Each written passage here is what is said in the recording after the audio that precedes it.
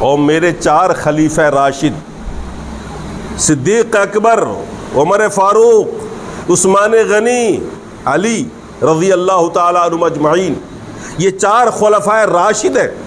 جو چیز رسول اللہ کی زندگی میں نہ ملے، سنت نہ ملے وہاں کہ اللہ کے رسول نے نہیں کہا اس کے بارے میں کچھ، تو دیکھو خلفائے راشدین کی زندگی میں یہ 30 سال کا زمانہ ہے جس میں یہ 4 خلفاء ہوئے ہیں۔ اس 30 سالہ دور میں ایسا مسئلہ تو پیش آیا ہوگا، اس میں ان لوگوں نے کیا فیصلے کیے۔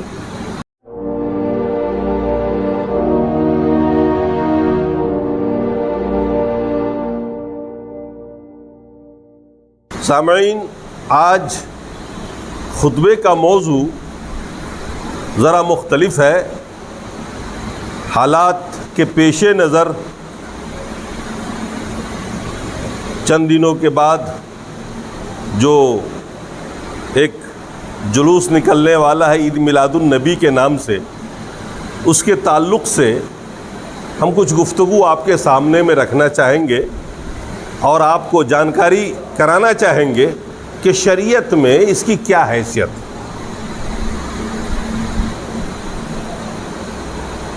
چونکہ ہم نے حدیثوں کو پڑھا، فقہ کی ساری کتابوں کو پڑھا، ہر جگہ یہ دیکھا کہ باب العیدین کی ہیڈنگ آتی ہے، 2 عیدوں کا بیان آتا ہے، عید اور بقرعید۔ آج کل ایک تیسری عید نکل گئی ہے جس کو کہتے ہیں عید میلاد النبی۔ رسول اللہ صلی اللہ تعالیٰ علیہ وسلم کے پیدائش کے نام پر ایک میلہ لگایا جاتا ہے، مسلمان ہی لوگ کر رہے ہیں۔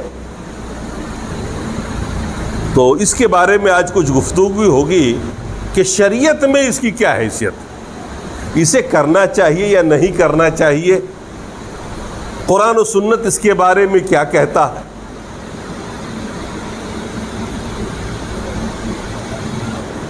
میں نے 2 آیتیں آپ کے سامنے پیش کی ہیں اور ایک حدیث پیش کی ہے۔ اللہ تبارک و تعالیٰ نے قرآن میں فرمایا وَمَا أَرْسَلْنَا مِن رَسُولٍ إِلَّا لِيُطَاعَ بِإِذْنِ اللَّهِ، ہم نے جتنے بھی رسول بھیجے، جتنے بھی انبیاء بھیجے، شروع سے اخیر تک جتنے بھی نبی آئے، مقصد کیا تھا؟ نبی اور رسول کے بھیجنے کا مقصد کیا تھا؟ اس کو اللہ نے اس آیت میں بیان فرمایا وَمَا أَرْسَلْنَا مِن رَسُولٍ إِلَّا لِيُطَاعَ بِإِذْنِ اللَّهِ، ہم نے جتنے بھی رسول بھیجے وہ اس لیے بھیجے تاکہ اللہ کے حکم سے رسول کی اطاعت کی جائے۔ گویا امت کا یہ کام ہوا کہ وہ آنکھ بند کر کے رسول کی بات کو مانے اور اللہ کے رسول جو کہیں اسے کرے۔ رسول کے آنے کا مقصد اس دنیا میں اس کے علاوہ اور کچھ نہیں۔ رسول کی شخصیت اور رسول کی ذات اور ان کی پیدائش اور اس طرح کی باتوں پہ آدمی لگ جائے، تبصرے کرے، یہ رسول کی اطاعت نہیں ہوئی، بلکہ رسول کی ذات کو مدعا بنا کر کے کچھ کر گزرنے کا فیصلہ لوگوں نے کر رکھا۔ اطاعت رسول، رسول جس بات کا حکم دے اسے کرنا ہے۔ ایک دوسری آیت میں اللہ نے فرمایا ما اتاکم الرسول فخذوہ، رسول تمہیں جو دے دیں یعنی جو بات بتا دیں اسے لے لو، وما نہاکم عنہ فانتہوا، اور جس کام سے روک دے رک جاؤ۔ یہ قرآن کی 2 آیتیں آپ کے سامنے میں۔ ایک آیت میں اللہ تبارک و تعالیٰ نے رسول کی بعثت کا مقصد بتا دیا کہ ہم نے جتنے رسول بھیجے صرف اطاعت کے لیے بھیجے، ان کی ذات کو کبھی مدعا مت بنانا، ان کے ہونٹوں کو کبھی مدعا مت بنانا، ان کے زلفوں کو مدعا مت بنانا۔ رسول اس لیے آتے ہیں کہ ان کی اطاعت کی جائے، ان کی بات مانی جائے۔ اور دوسری آیت میں کھل کر کے اللہ نے فرما دیا کہ رسول جس بات کا حکم دے اسے تم پکڑ لو، لے لو، اور جس کام سے روکے رک جاؤ۔ ہمارا اور آپ کا کام تو صرف اتنا ہے کہ رسول کے پابند بنے رہے۔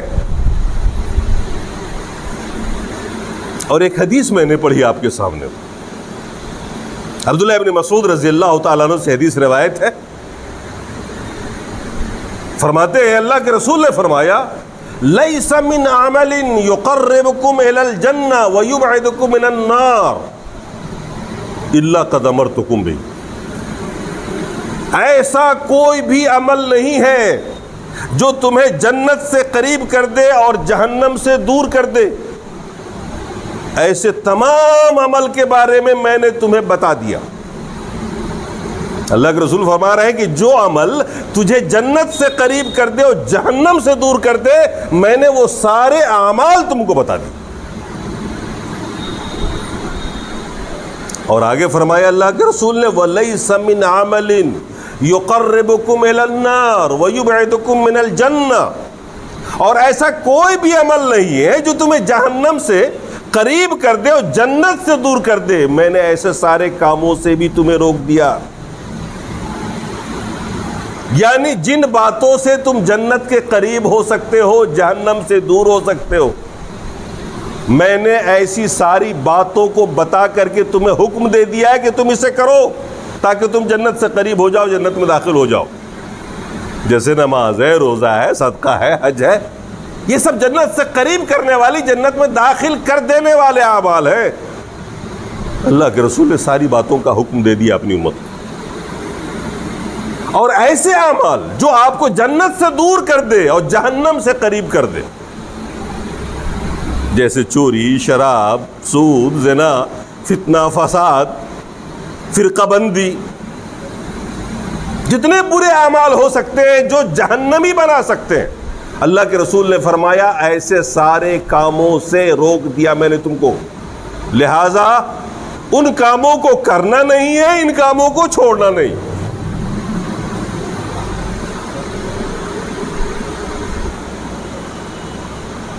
ایک لمبی حدیث ہے حضرت ارباز ابن ساریہ رضی اللہ تعالیٰ عنہ کی,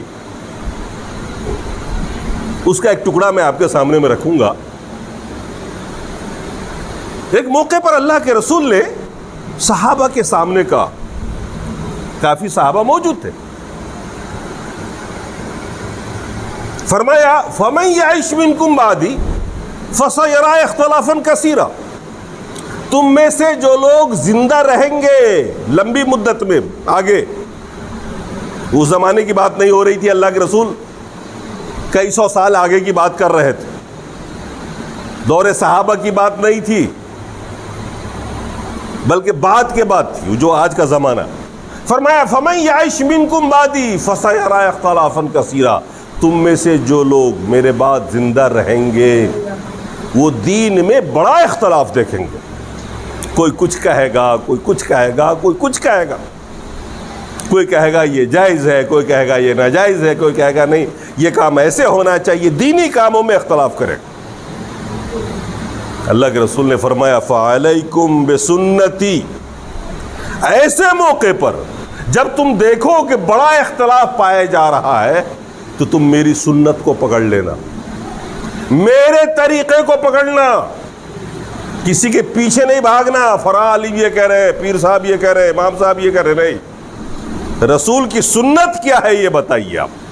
اللہ کے رسول نے کیا حکم دیا ایسے ماحول میں؟ فرمایا تم اس کو پکڑنا. وَسُنَّتِ الْخُلَفَاءِ الرَّاشِدِينَ. اور میرے 4 خلیفہ راشد, صدیق اکبر, عمر فاروق, عثمان غنی, علی رضی اللہ تعالیٰ عنہم اجمعین, یہ 4 خلفائے راشد ہیں.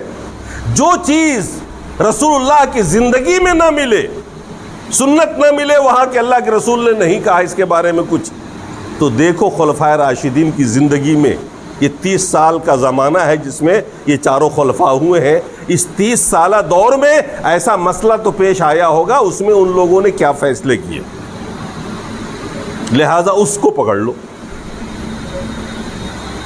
اور پھر اللہ کے رسول نے فرمایا وَإِيَّاكُمْ وَمُحْدَثَاتِ الْأُمُورِ.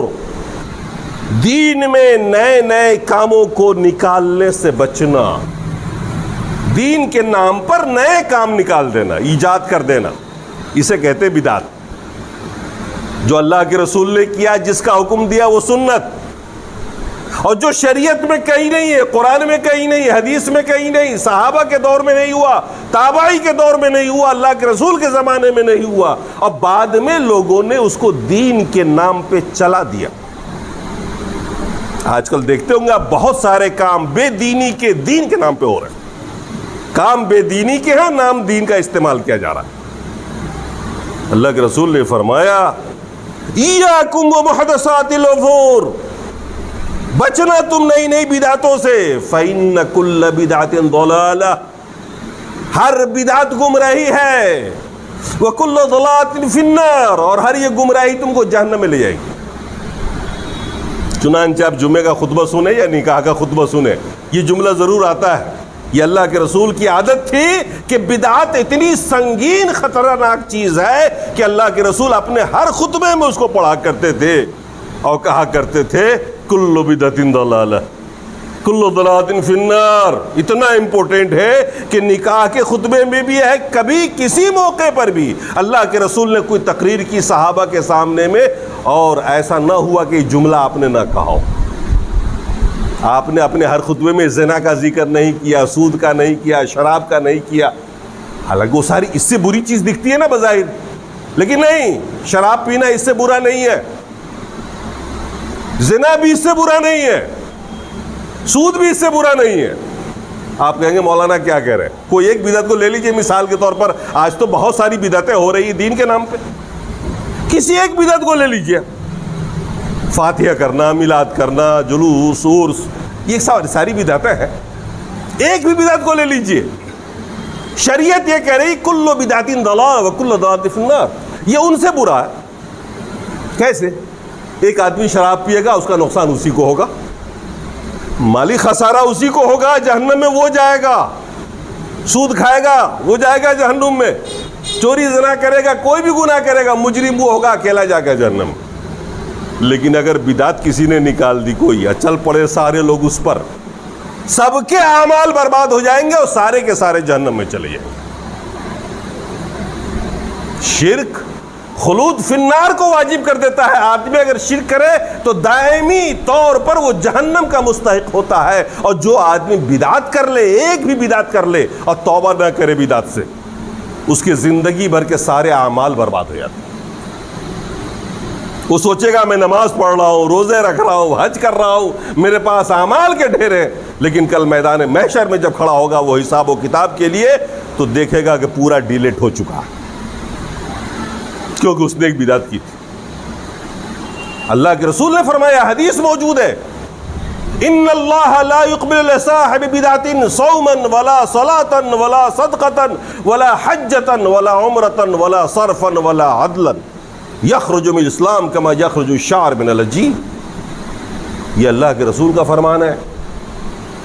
اللہ نے فرمایا، اللہ کے رسول فرما رہے ہیں کہ اللہ تعالیٰ قبول نہیں کرتا ہے کسی بدعت کرنے والے کی نماز کو، نہ اس کے روزے کو، نہ اس کے حج کو، نہ اس کے زکوٰۃ کو، نہ اس کے عمرے کو، ولا صرفا ولا عدلا، اور نہ ہی کسی نفل چیز کو۔ ظاہر سی بات ہے، ایک بدعت آپ نے کر دی تو اب آپ کا فرض مقبول نہیں، جب فرض مقبول نہیں تو آپ کی نفل کیوں اللہ قبول کر لے گا؟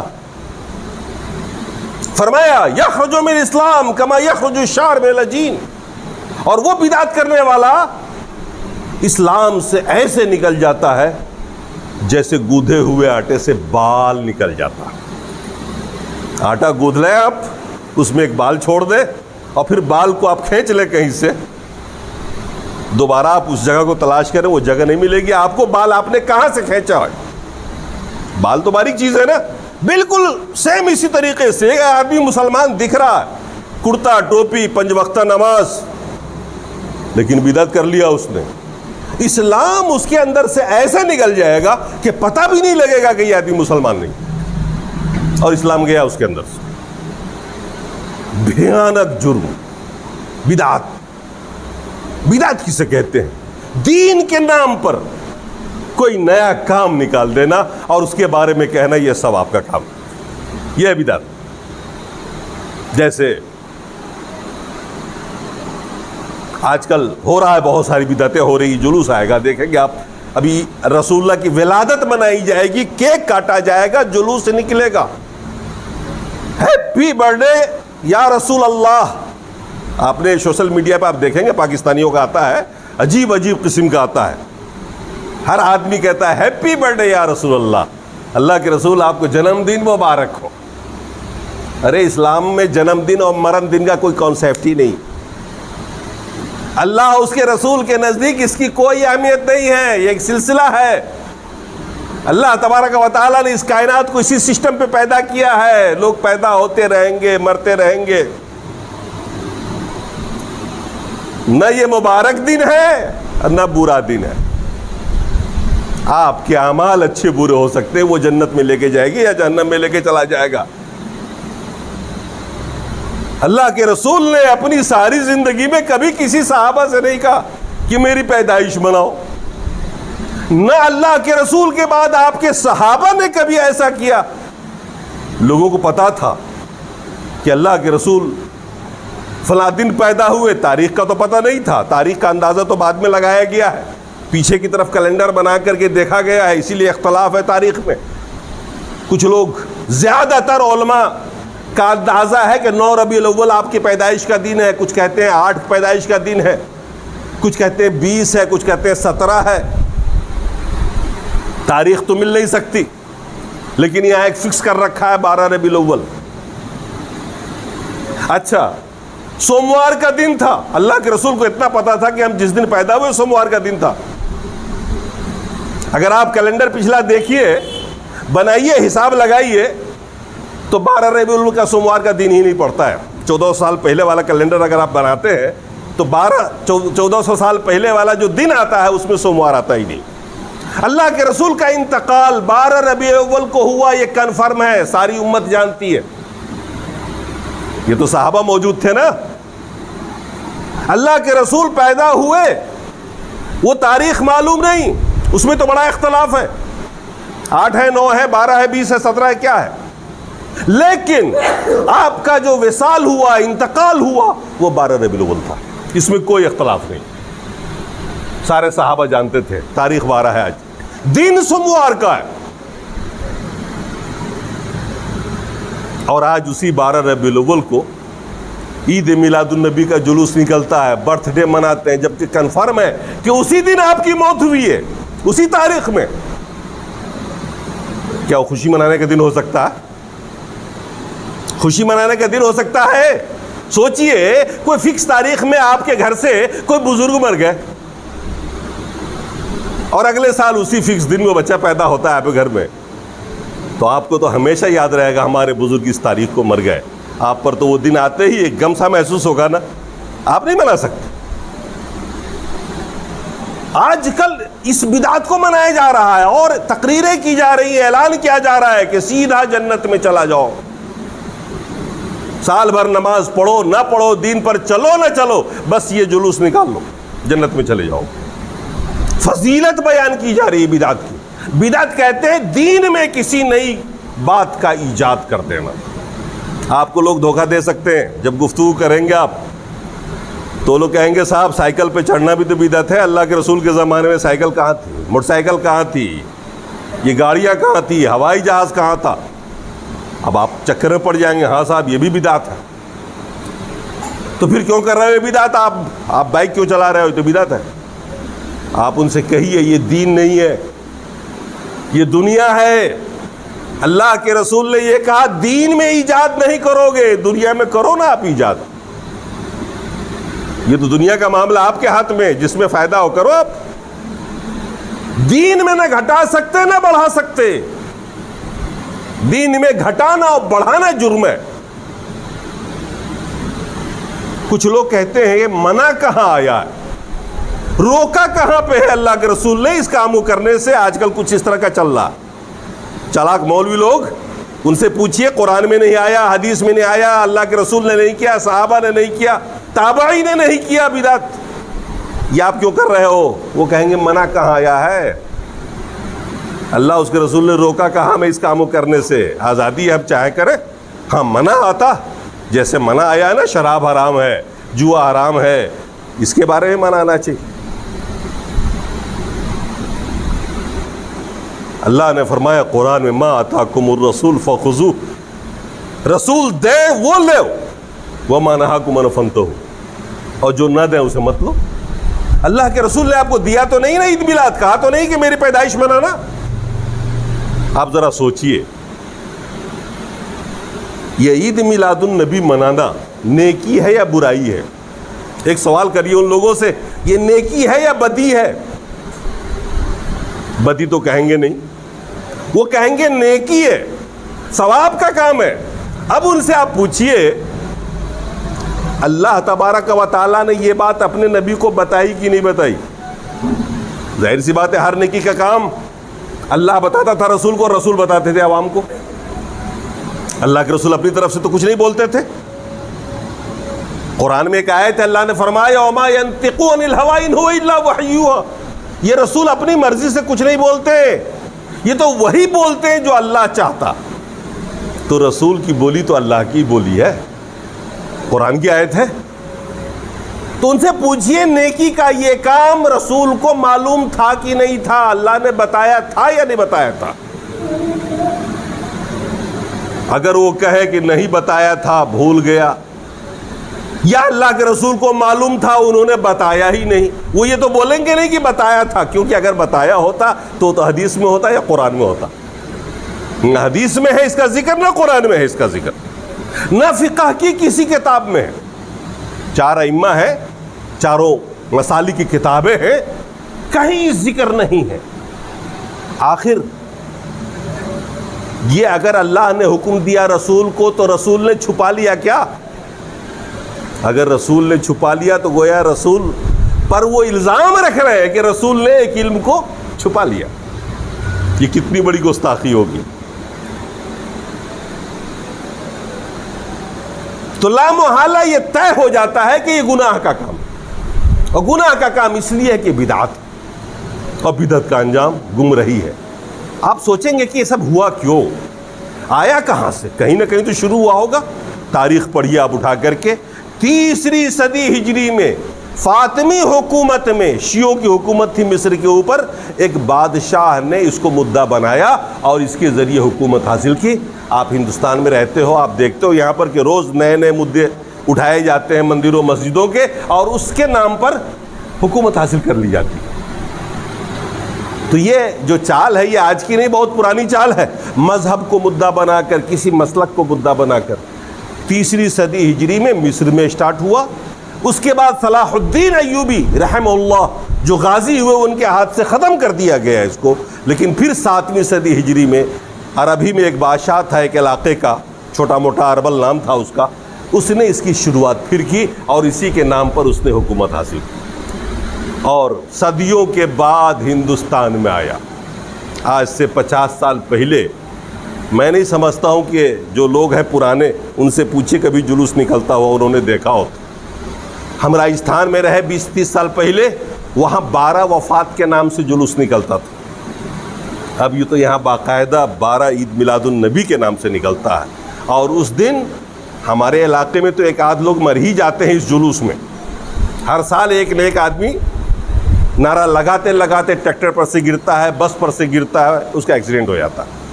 کتنے فساد ہوتے ہیں، کتنا خرچہ ہوتا ہے، اور بلا وجہ سارا دن لوگوں کا پیسہ برباد ہوتا ہے، لوگ تھکتے ہیں، کوئی نماز نہیں پڑھتا۔ اتنی بڑی بدعت ہے یہ کہ اس انسان کو اسلام سے، قرآن سے، حدیث سے دور کرتی ہے، اور آج اس کی اشاعت کی جاتی ہے۔ دراصل اس کے پیچھے جو بات ہے وہ یہ ہے کہ پچھلے زمانے سے لے کے کوشش اب تک یہ کی جا رہی ہے کہ مسلمان کو ٹکڑوں میں بانٹا جائے۔ یہ مسلمان کی جو متحدہ قوم تھی نا، یہ ایک مثال تھی دنیا کے اوپر کہ یہ مسلمان کل بنیان کی طرح، ایک عمارت کی طرح مسلمان کی مثال تھی۔ ایسے متحد تھے مسلمان زمانے رسالت میں، صحابہ کے دور میں، تابعی کے دور میں، اس کے بعد کے بھی جو ادوار تھے، مسلمانوں کا اتحاد ہی ایک ایسا عمل تھا جس کی وجہ سے لوگ گھبراتے تھے۔ اور یاد رکھیے، اللہ تبارک و تعالیٰ کو سب سے زیادہ جو چیز محبوب ہے وہ آپ سب لوگوں کا اتحاد ہے۔ آپ جانتے ہیں نماز فرض ہے، لیکن تنہا تنہا اپنے گھروں میں نہیں، سب نکلے باجماعت ایکجا ہو کر کے جماعت سے نماز پڑھیں۔ اللہ تعالیٰ نے یہاں بھی اتحاد رکھا کہ متحدہ طور پر سارے مسلمان ایک صف میں کھڑے ہوں اور نماز پڑھیں۔ اللہ چاہتا تو 5 نمازیں فرض کر دیتا اور کہہ دیتا کہ جب جس کو موقع ملے پڑھ لیا کرو، لیکن نہیں، کہا نہیں، 5 ٹائم نماز، اس کا ٹائم بتا دیا، اور ان 5 ٹائم پر سارے مسلمان کو اپنے ہر کام چھوڑ کر متحد ہو کے ایک صف میں کھڑا ہونا۔ یہ اتحاد کو درشاتا ہے۔ اللہ چاہتا تو روزہ فرض کر دیتا 12 گھنٹے کا، سال میں جب چاہو جب رکھ لو، لیکن اللہ نے ایسا کیا ہے، 1 مہینہ دے دیا رمضان کا۔ ساری دنیا کے مسلمان اس عمل کو متحدہ طور پر کریں گے۔ رمضان میں اگر یہاں روزہ رکھا جائے گا تو پورب سے لے کے پشچم تک رکھا جائے گا، متحد۔ آپ زکوٰۃ کے عمل کو دیکھ لیں، حج کا عمل دیکھیں، آپ حج کرنے جائیے، ساری دنیا کا مسلمان، ان 5 دنوں میں ہی حج ہوتا ہے۔ اللہ چاہتا تو حکم دے دیتا اپنی اپنی آسانی کے لحاظ سے سال بھر آنا، ان ارکان کو ادا کر دینا، تمہارا حج ہو جائے گا۔ اللہ نے ایسا کیا، فکس تاریخ 8، 9، 13 تک، اسی تاریخ میں سارے مسلمان کو ایک جگہ، ایک شہر، ایک میدان میں جمع ہو کر کے ایک کلمے کے ساتھ حج کرنا ہے۔ کیا بتاتا ہے، درس دیتا ہے اتحاد کا۔ آپ کی نماز متحدہ، آپ کا روزہ متحدہ، آپ کا حج متحدہ، پھر ہمارے دل بٹے ہوئے کیوں رہتے ہیں؟ اور یہ کیسے عمل میں آتا ہے کہ لوگ فرقوں میں بٹتے ہیں؟ دراصل فرقوں میں بانٹنے کے لیے بدعت کا ہونا ضروری ہے۔ یہ بدعت ہی ہے جو ہم کو ٹکڑوں میں بانٹ دیتا ہے کہ یہ جلوس نکالنے والے ہیں اور یہ جلوس نہیں نکالنے والے۔ ہو گیا 2 گروپ، ادھر کے لوگ یہ فاتحہ کرنے والے ہیں، یہ نہیں کرنے والے ہیں، 2 گروپ بن گیا۔ یہ بدعت اس لیے لایا گیا، دشمنان اسلام نے اس بدعت کو اسلام میں گھسایا، اس کے شکار خود مسلمان ہوئے اور مسلمان میں ٹکڑے ہوتے چلے گئے۔ آج اس ہندوستان میں آپ دیکھ لیجئے کہ ایک اللہ کے ماننے کے باوجود ہم کتنے ٹکڑوں میں بٹے ہوئے ہیں، ایک رسول پر ایمان رکھنے کے باوجود کتنے ٹکڑوں میں ہم بٹے ہوئے ہیں، ایک قرآن پر ایمان رکھنے کے باوجود ہم کتنے ٹکڑوں میں بٹے ہوئے ہیں۔ تو ہمارے دشمنوں نے بدعت جو ہمارے ہاتھ میں پکڑایا ہے اور جس کے لیے ہم اچھلتے کودتے نعرے لگاتے ہیں، وہ صرف آپ کو جہنم میں پہنچانے کے لیے اور اس قوم کی طاقت و قوت کو توڑنے کے لیے۔ سنت جوڑنے والی چیز ہوتی ہے۔ آپ ایک سنت پہ عمل کرتے ہیں، اللہ کے رسول کی سنت جو ہوتی ہے وہ چاہے عبادات میں ہو یا معاملات میں ہو، آپ جہاں کہیں سنت پہ چلتے ہیں یہ ساری قوم متحد ہو جاتی ہے۔ سنت کا اپوزٹ ہے بدعت۔ سنت وہ جو اللہ کے رسول نے کیا ہو یا اللہ کے رسول سے ثابت ہو، آپ نے کہا ہو یا کیا ہو یا حکم دیا ہو۔ بدعت وہ جس کا حکم نہ اللہ کے رسول نے دیا اور نہ اس پہ عمل کیا کبھی بھی، نہ صحابہ کے دور میں رہا، وہ بدعت ہے۔ اور یہ وہ چیزیں ہیں بدعت جو آج کل رائج ہیں پورے دنیا میں، مسلمانوں کے بیچ میں جو بدعتیں جن کا ثبوت حدیث و قرآن میں نہیں ہے، وہ نہایت ہی مردود چیز ہے۔ لیکن عجیب بات یہ ہے کہ جتنی بھی بدعتیں آتی ہیں نا، وہ خوش نما شکل لے کے آتی ہیں، ٹائٹل اس کے اوپر اچھا لگا رہتا ہے، لوگ اس کو بہت اچھا سمجھ کے کرتے ہیں۔ تو بدعت جو بھی آتی ہے وہ دکھنے میں بری نہیں ہوتی ہے۔ قرآن پڑھا جا رہا ہے، اب جیسے مان لیجیے نا کسی کا انتقال ہو جا رہا، اب وہ قرآن پڑھوا رہے ہیں، اب اس کو بخشوا رہے ہیں، کس کو؟ اپنے مرنے والے کو۔ بدعت ہے؟ اللہ کے رسول کی زندگی میں کبھی ایسا نہیں ہوا۔ اب آپ کو لگتا ہے بڑا اچھا عمل ہے کیونکہ آپ قرآن پڑھ رہے ہیں نا، قرآن پڑھ کے ثواب پہنچا رہے ہیں، دکھنے میں بڑا اچھا ہے۔ ارے بھائی، اللہ کے رسول نے نہیں کیا، صحابہ نے نہیں کیا۔ چاہتے تو اللہ کے رسول مدینے میں کسی صحابی کا انتقال ہو جاتا تو سارے صحابیوں کو بلا کر کہتے قرآن خوانی کر دو۔ کبھی ایسا ہوا؟ نہیں۔ کیوں؟ آپ کا عمل آپ کے ساتھ ہوگا، دوسرے کی ہوئی نیکی آپ کے کام نہیں آئے گی۔ قرآن پڑھنا ضرور عبادت ہے، نیکی ہے، مگر یہ آپ کے لیے۔ لوگ جا کے عمرہ کرتے ہیں نا دوسروں کے نام سے، ایک حاجی حج کرنے جاتا ہے 50 عمرے کر کے آتا ہے، مسجد عائشہ گیا، احرام باندھا، آدھا گھنٹہ میں ایک عمرہ ہو گیا، دن بھر میں 4 عمرے کر لیے، 5 کر لیے، 10 کر لیے، فخریہ بیان کرتے ہیں۔ بدعت ہے۔ اللہ کے رسول نے ایسا نہیں کیا، صحابہ نے ایسا نہیں کیا۔ ایک سفر میں آپ جا رہے ہو ایک میقات سے تو وہ ایک ہی عمرہ ہوگا، اگر واپس عمرہ کرنا ہے تو واپس کسی میقات پہ جا کے یہ احرام باندھنا ہوگا۔ تو آج کل بدعتوں کو بڑے خوشنما ٹائٹل کے ساتھ پیش کیا جاتا ہے، جس کے شکار ہو جاتے ہیں مسلمان۔ بدعت مسلمانوں کے بیچ میں فرقہ بندی کے لیے ہے، اور یہ دشمنان اسلام نے نکالا ہے، اور جو لوگ کر رہے ہیں اس کو محبت رسول کے نام پر، وہ سمجھ لیں کہ محبت میں وہ رسول کے ساتھ دشمنی کر رہے ہیں۔ رسول سے محبت ایسے نہیں ہوتی ہے۔ رسول سے محبت کیسے ہوتی ہے؟ خود رسول سے پوچھ لیجئے کہ اللہ کے رسول بڑی محبت ہے مجھے آپ سے، ہم کیا کریں؟ اللہ کے رسول نے فرمایا من احب سنتی فقد احبنی ومن احبنی کان معی فی الجنہ، جو میری سنت سے محبت کرے گا، جو میری سنت سے پیار کرے گا، گویا اس نے مجھ سے محبت کی۔ رسول سے محبت کرنی ہے، رسول کی سنت سے محبت کریے، رسول کے طور طریقے کو اختیار کریے، کھانے میں، پینے میں، نماز میں، ہر جگہ رسول کی جو سنت دیکھیے اس کو پکڑیے۔ اس کو کہا اللہ کے رسول نے جب تم سنت سے محبت کرو گے تو گویا مجھ سے محبت کرو گے۔ وَمَنْ أَحَبَّنِي، اور جو مجھ سے محبت کرے گا، كَانَ مَعِيَ فِي الْجَنَّةِ، وہ جنت میں میرے ساتھ داخل ہوگا۔ کتنی بڑی ڈگری ملتی ہے سنت کو اختیار کرنے میں، سنت سے محبت کرنے میں، کتنی بڑی ڈگری ملی آپ کو، کتنا بڑا سرٹیفکیٹ مل گیا آپ کو، جنت میں رسول کے ساتھ جائیں۔ اسی لیے بدعات سے بچنا اور اپنے گھر والوں کو بچانا، اپنے احباب کو بچانا، اپنے محلے والوں کو بچانا، جہاں تک مسلمان ملے وہاں تک آپ اس پیغام کو پہنچائیے کہ بدعات کے بجائے سنت کو پکڑو اور بدعات سے نفرت کرو، کیونکہ یہ سب سے نفرت کی چیزیں ہیں۔ یہ اسلام کے اندر تفرقہ پیدا کرتی ہے، مسلمانوں کو فرقہ بندی میں بانٹ دیتی ہے، دین کو کمزور کر دینے والی چیز ہے۔ اسی لیے اللہ کے رسول نے فرمایا ایاکم ومحدثات الامور، تم دین میں نئے نئے کام نکالنے سے بچنا، فإن كل بدعۃ ضلالہ وكل ضلالۃ فی النار، کیونکہ ہر بدعت گمراہی ہے اور ہر گمراہی جہنم میں لے جائے گی۔ اللہ تبارک و تعالی ہماری اور آپ کی زندگی میں سنت کو اختیار کرنے کی توفیق عطا فرمائے، ہمیں اور آپ کو بدعات سے دور فرمائے، ہمارے گناہ صغائر و کبائر کو معاف فرمائے۔